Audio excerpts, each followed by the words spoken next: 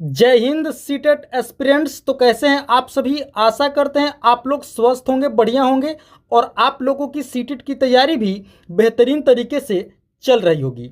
तो आज की एक और क्लास आप लोगों के लिए लेकर आ गए हैं सीटेट सितंबर 2026 की परीक्षा के लिए प्रीवियस ईयर में पूछे गए अति महत्वपूर्ण प्रश्नों का। तो चलिए साथियों, आज की क्लास हम लोग शुरू करते हैं और देखते हैं मोस्ट इंपॉर्टेंट प्रश्न। पहला प्रश्न है, विकास के किस पहलू में तर्क, चिंतन और समस्या समाधान की व्याख्या की जाती है। ये हमें बतानी है एस्पिरेंट्स कि विकास के किस पहलू में तर्क, चिंतन और समस्या समाधान की व्याख्या की जाती है। तो आप लोग याद रखेंगे संज्ञानात्मक विकास, यानी कि ऑप्शन ए संज्ञानात्मक विकास में इसी के पहलू में दोस्तों तर्क, चिंतन और समस्या समाधान की व्याख्या की जाती है। ऑप्शन है हमारा क्या हो जाएगा, बिल्कुल करेक्ट आंसर होगा, आप सभी याद रखेंगे। तो चलिए अब आगे बढ़ते हैं। अगला है, कोहलबर्ग के नैतिक विकास सिद्धांत के अनुसार किस स्तर पर बच्चे आत्म केंद्रित होते हैं और किसी कार्य को करने में अपना ही लाभ देखते हैं। ये हमें बतानी है एस्पिरेंट्स। कोहलबर्ग के नैतिक विकास सिद्धांत के अनुसार किस स्तर पर, किस स्टेज में जो बच्चे होते हैं वो आत्म केंद्रित होते हैं और किसी कार्य को करने में अपना ही क्या देखते हैं, बेनिफिट देखते हैं, लाभ देखते हैं। तो आप लोग याद रखेंगे पहले स्तर के दूसरे चरण में, यानी कि ऑप्शन ए इस प्रश्न का बिल्कुल करेक्ट आंसर होगा, आप सभी याद रखेंगे। पहले स्तर के दूसरे चरण में कोहलबर्ग के नैतिक विकास सिद्धांत के अनुसार जो बच्चे होते हैं क्या होते हैं, आत्म केंद्रित होते हैं और किसी भी कार्य को करने में पहले अपना ही लाभ देखते हैं। आशा करते हैं इस प्रश्न को आप लोग अच्छे से समझ गए होंगे। तो चलिए अब आगे बढ़ते हैं। अगला है, बाधिता एक स्थिति है जबकि अक्षमता एक स्थिति है। यह बतानी है साथियों। यहां पे देखिए खाली जगह है, बतानी है कि बाधिता एक किस प्रकार की स्थिति है जबकि अक्षमता किस प्रकार की स्थिति है। तो देखिए बाधिता एक जैविक स्थिति है। कैसी स्थिति है, जैविक स्थिति है, जबकि अक्षमता क्या है, कार्यात्मक स्थिति है। क्या है, अक्षमता कार्यात्मक स्थिति है। ऑप्शन डी इस प्रश्न का बिल्कुल करेक्ट आंसर होगा, आप सभी याद रखेंगे। बाधिता एक जैविक स्थिति है जबकि अक्षमता क्या है, एक कार्यात्मक स्थिति है। ऑप्शन डी इस प्रश्न का बिल्कुल करेक्ट आंसर होगा। तो चलिए अब आगे बढ़ते हैं, अगले प्रश्न की ओर चलते हैं। अगला प्रश्न है, हरियाणा के सीमांतवर्ती राज्य हैं। बतानी है कि हरियाणा के सीमांतवर्ती राज्य कौन कौन से हैं। तो आप लोग याद रखेंगे इसका सही उत्तर होगा हिमाचल प्रदेश, राजस्थान और उत्तर प्रदेश। ये तीनों राज्य दोस्तों हरियाणा के सीमांतवर्ती राज्य हैं। ऑप्शन डी इस प्रश्न का बिल्कुल करेक्ट आंसर होगा। ईवीएस से प्रश्न है, आप लोग अच्छे से याद रखेंगे। ऑप्शन डी इस प्रश्न का बिल्कुल करेक्ट आंसर होगा। तो चलिए अब आगे बढ़ते हैं, अगले प्रश्न की ओर चलते हैं। अगला है, मधुमक्खियों के छत्तों के बारे में नीचे दिए गए कथनों पर विचार कीजिए। क्या करना है, मधुमक्खियों के छत्तों के बारे में नीचे दिए गए स्टेटमेंट पर विचार करना है। तो देखिए स्टेटमेंट को हम लोग पढ़ते हैं। पहला स्टेटमेंट है, मधुमक्खियां शहद के छत्तों में रहती हैं। मधुमक्खियां शहद के छत्तों में रहती हैं। हर छत्ते में एक रानी मक्खी होती है जो अंडे देती है। यह हमारा पहला स्टेटमेंट है। दूसरा है, छत्ते में कुछ नर मक्खी भी होते हैं जो छत्ते के लिए श्रमिक के रूप में विशेष कार्य करते हैं। यह हमारा दूसरा स्टेटमेंट है, दूसरा कथन है। आइए अब अगला स्टेटमेंट पढ़ते हैं। अगला है, छत्ते में अधिकांश मादा मक्खियां श्रमिक मक्खियां होती हैं जो दिन भर छत्ते को बनाने और पालने को, बच्चे को पालने का कार्य भी करती हैं। यह हमारा तीसरा स्टेटमेंट है। अब अगला जो है वो है, श्रमिक मक्खी शहद के लिए रस की खोज के लिए लीची के फूलों के चारों ओर चक्कर लगाते हैं।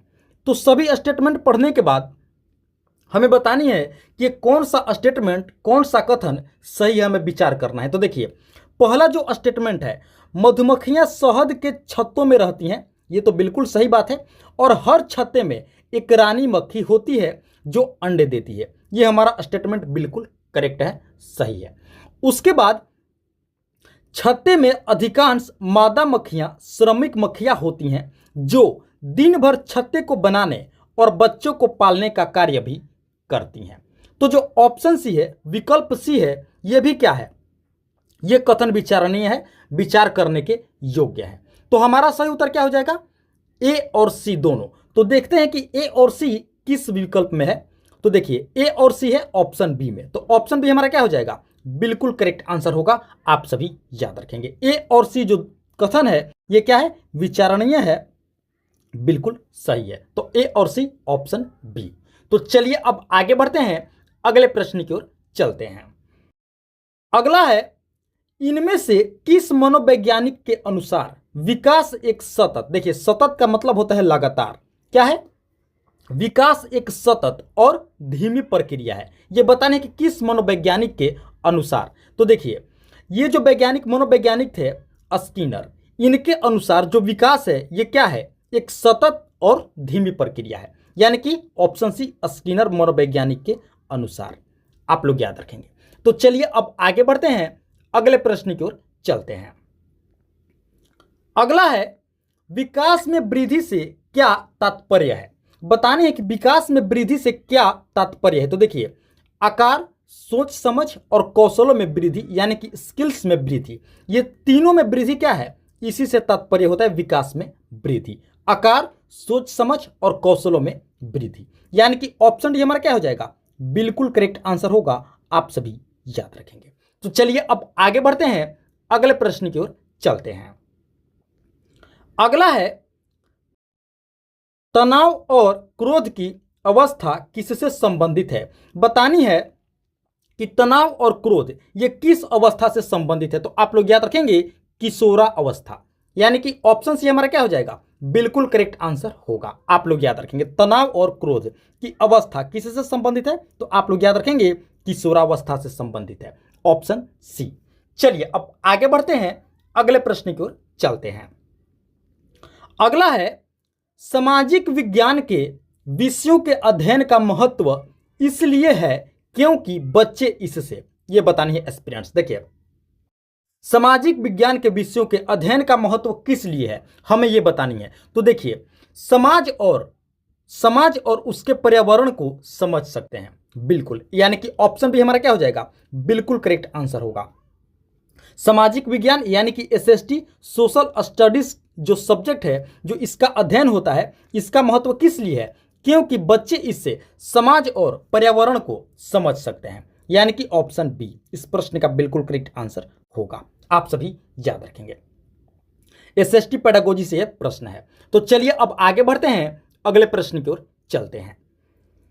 अगला है, सामाजिक अध्ययन शिक्षण का मुख्य उद्देश्य छात्रों में निम्नलिखित भावना का विकास करना है। बतानी है एस्पिरेंट्स कि सामाजिक अध्ययन शिक्षण का जो मुख्य उद्देश्य है छात्रों में, वो किस प्रकार की भावना का विकास करना है, इसका मुख्य उद्देश्य किस प्रकार की भावना का विकास करना है। तो आप लोग याद रखेंगे राष्ट्रीयता की भावना का, यानी कि ऑप्शन ए। जी हाँ दोस्तों, राष्ट्रीयता की भावना का विकास करना ये मुख्य उद्देश्य है सामाजिक अध्ययन के शिक्षण का, यानी कि ऑप्शन हमारा क्या हो जाएगा, बिल्कुल करेक्ट आंसर होगा। आप सभी याद रखेंगे। तो चलिए अब आगे बढ़ते हैं, अगले प्रश्न की ओर चलते हैं। अगला प्रश्न है, सामाजिक विज्ञान के अध्यापक का उद्देश्य होना चाहिए। बतानी है कि सामाजिक विज्ञान के एसएसटी के जो टीचर हैं, अध्यापक हैं, उनका क्या उद्देश्य होना चाहिए। तो आप लोग याद रखेंगे सामाजिक समरसता का विकास करना, बिल्कुल यह भी सामाजिक विज्ञान के अध्यापक का उद्देश्य होना चाहिए। अगला है, सामाजिक विकास का नवनिर्माण करना, बिल्कुल दोस्तों सामाजिक विकास का नवनिर्माण करना भी एक सामाजिक विज्ञान के अध्यापक का उद्देश्य होना चाहिए।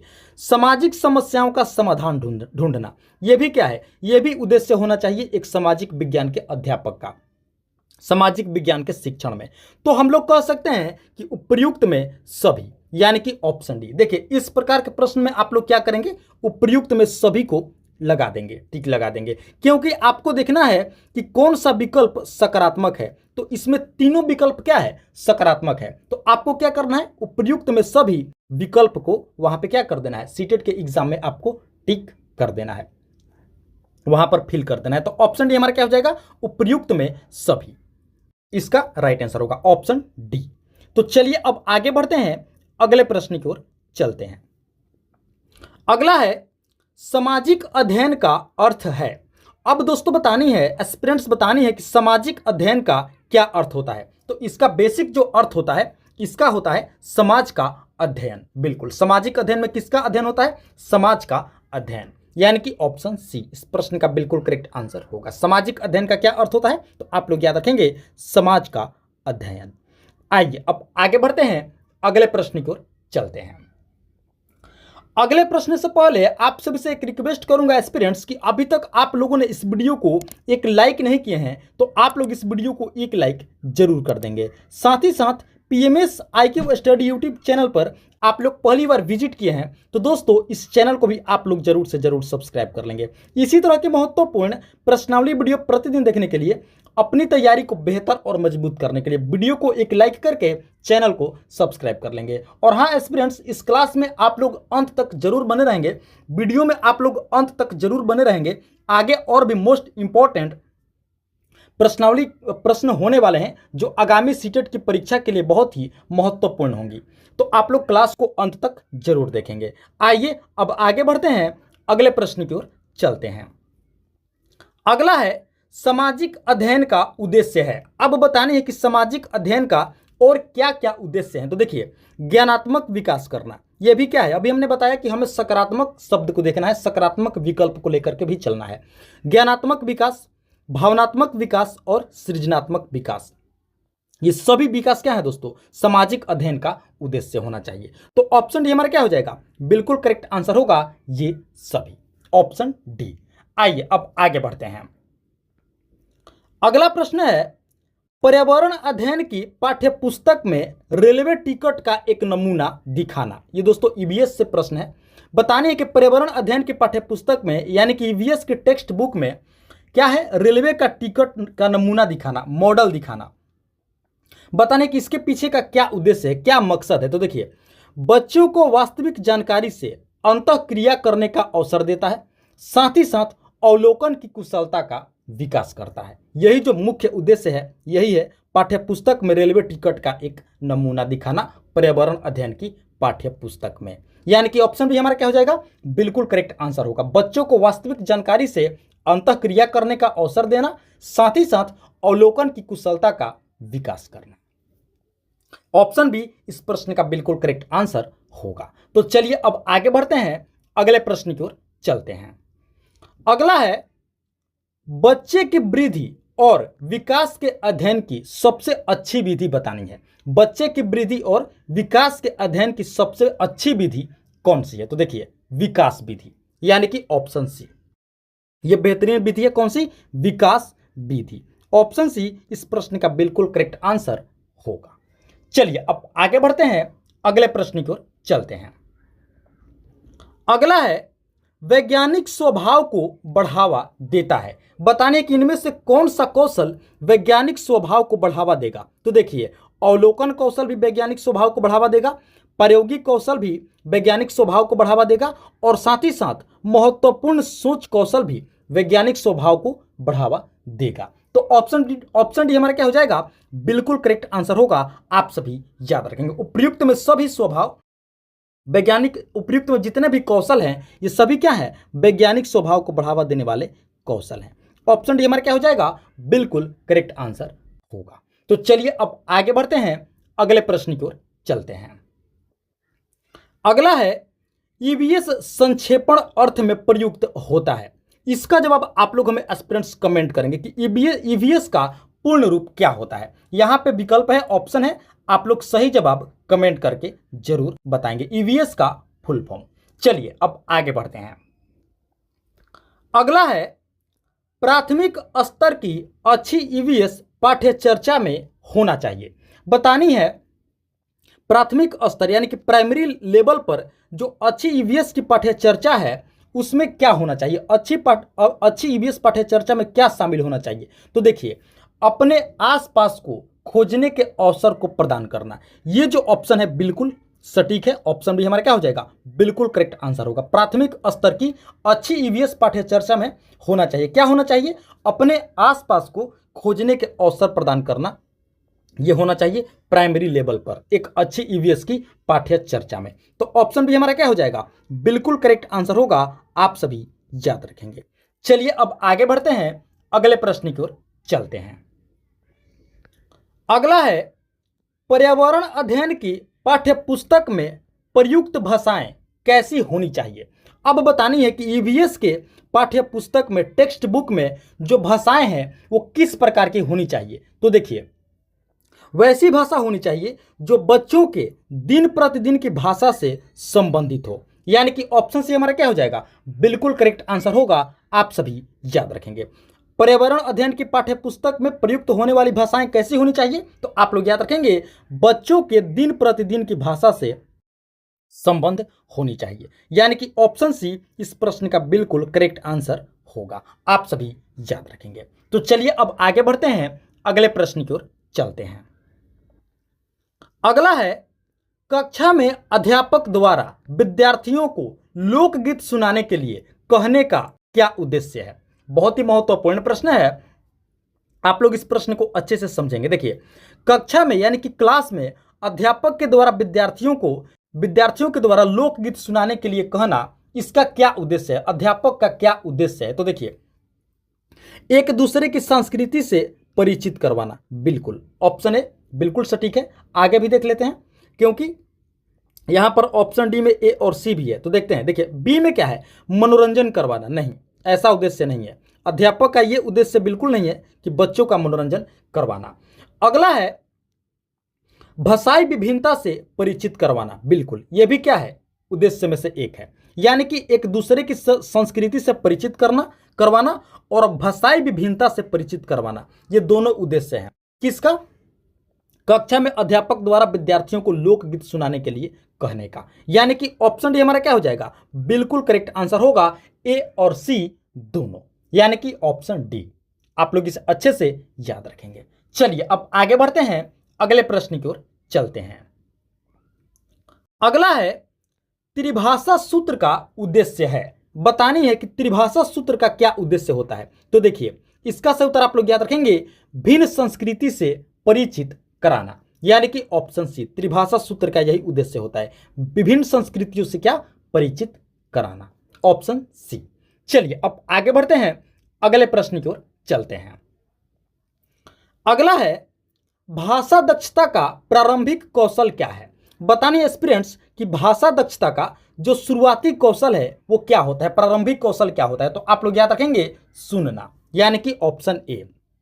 भाषा दक्षता का प्रारंभिक कौशल क्या है, तो आप लोग याद रखेंगे, सुनना, ऑप्शन ए। चलिए अब आगे बढ़ते हैं, अगला प्रश्न देखते हैं। अगला है, एक शिक्षक अपने बच्चों से कक्षा में श्रुति लेख लिखवाता है। आप लोग भी दोस्तों अगर टीचर होंगे तो अपने बच्चों से श्रुति लेख लिखने को जरूर कहते होंगे, जरूर लिखवाते होंगे श्रुति लेख।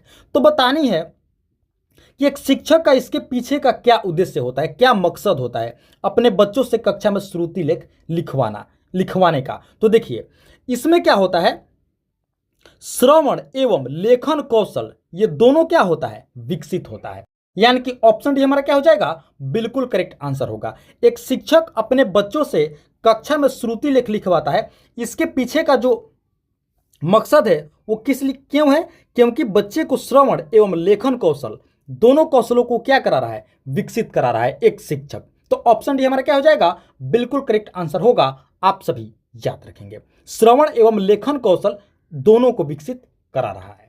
आइए अब आगे बढ़ते हैं। अगला है, भाषा कौशलों के संदर्भ में कौन सा कथन सही है। बतानी है स्टूडेंट्स कि भाषा कौशलों के संदर्भ में इनमें से कौन सा कथन सही है। तो देखिए, आप लोग याद रखेंगे, सभी कौशल एक दूसरे के साथ अंत संबंधित होते हैं। यह कौशल क्या है, बिल्कुल सही है, ऑप्शन डी इस प्रश्न का बिल्कुल करेक्ट आंसर होगा। क्योंकि देखिए, पहला जो है सुनना, बोलना पढ़ना और लिखना क्या है, एक क्रम से सीखे जाते हैं। यह स्टेटमेंट क्या है, बिल्कुल गलत है। उसके बाद है सुनना और पढ़ना निष्क्रिय कौशल है, बिल्कुल ये भी स्टेटमेंट क्या है, रॉन्ग है, इनकरेक्ट है। अगला स्टेटमेंट क्या है, पढ़ना और लिखना कौशल में कोई संबंध नहीं है, ये भी स्टेटमेंट क्या है, रॉन्ग है, नेगेटिव है। तो ऑप्शन डी हमारा क्या हो जाएगा, बिल्कुल करेक्ट आंसर होगा कि सभी जो कौशल है एक दूसरे के साथ क्या है, अंतः संबंधित होते हैं। यह बिल्कुल कथन सही है, सभी कौशल एक दूसरे के साथ अंतः संबंधित होते हैं। ऑप्शन डी हमारा क्या हो जाएगा, बिल्कुल करेक्ट आंसर होगा। चलिए अब आगे बढ़ते हैं, अगला प्रश्न देखते हैं। अगला प्रश्न है पठन कौशल से क्या अभिप्राय है, यानी कि बतानी है कि पठन कौशल से आप क्या समझते हैं, इसका क्या मतलब होता है। तो देखिए पठन कौशल का मतलब होता है पढ़ करके समझना, यानी कि ऑप्शन सी पठन कौशल से क्या अभिप्राय है, तो आप लोग याद रखेंगे पढ़कर समझना पठन कौशल है। ऑप्शन सी इस प्रश्न का बिल्कुल करेक्ट आंसर होगा। चलिए अब आगे बढ़ते हैं, अगले प्रश्न की ओर चलते हैं। अगला है अल्बर्ट बंडूरा, आप लोग नाम सुने होंगे अल्बर्ट बंडूरा। ये कौन है, आप सभी को पता होगा अल्बर्ट बंडूरा। देखिए इनके सामाजिक अधिगम सिद्धांत के अनुसार बताने की कौन सा सही है, कौन सा कथन सही है। अल्बर्ट बंडूरा के सामाजिक अधिगम का जो सिद्धांत है, आप सभी को पता होगा कि अल्बर्ट बंडूरा इस सिद्धांत को प्रतिपादित किए थे, इनके द्वारा प्रतिपादन किया गया था। तो बताने कि इनके अनुसार निम्न में से कौन सा स्टेटमेंट सही है। तो देखिए इनके अनुसार बच्चों को सीखने के लिए प्रतिरूपण जो है एक मुख्य तरीका है, क्या है, एक मुख्य तरीका है, मेन तरीका है बच्चों को सीखने के लिए प्रतिरूपण, यानी कि ऑप्शन भी हमारा क्या हो जाएगा, बिल्कुल करेक्ट आंसर होगा। अल्बर्ट बंडूरा के सामाजिक अधिगम सिद्धांत के अनुसार कौन सा सही है, तो आप लोग याद रखेंगे बच्चों को सीखने के लिए प्रतिरूपण क्या है, एक मुख्य तरीका। ऑप्शन बी इस प्रश्न का बिल्कुल करेक्ट आंसर होगा, आप सभी याद रखेंगे। तो प्यारे साथियों ये थी हमारी आज की आगामी सीटेट की परीक्षा के लिए प्रीवियस ईयर में पूछे गए अति महत्वपूर्ण प्रश्नावली वीडियो क्लास। आशा करते हैं इस क्लास को आप लोग अंत तक जरूर देखे होंगे, एक एक प्रश्न को अच्छे से समझे होंगे और याद भी कर लिए होंगे। तो आप सभी से एक बार फिर से रिक्वेस्ट करूंगा कि वीडियो को आप लोग अभी तक एक लाइक नहीं किए हैं तो इस वीडियो को आप लोग एक लाइक जरूर कर देंगे। साथ ही साथ PMS IQ study YouTube channel पर आप लोग पहली बार विजिट किए हैं तो एस्पिरेंट्स इस चैनल को भी आप लोग जरूर से जरूर सब्सक्राइब कर लेंगे। इसी तरह की महत्वपूर्ण प्रश्नावली वीडियो प्रतिदिन देखने के लिए, अपनी तैयारी को बेहतर और मजबूत करने के लिए वीडियो को लाइक करके चैनल को जरूर सब्सक्राइब कर लेंगे। तो फिलहाल इस क्लास वीडियो में इतना ही, मिलते हैं एक और मोस्ट इंपॉर्टेंट क्लास में, तब तक के लिए आप सभी का बहुत बहुत धन्यवाद। जय हिंद साथियों।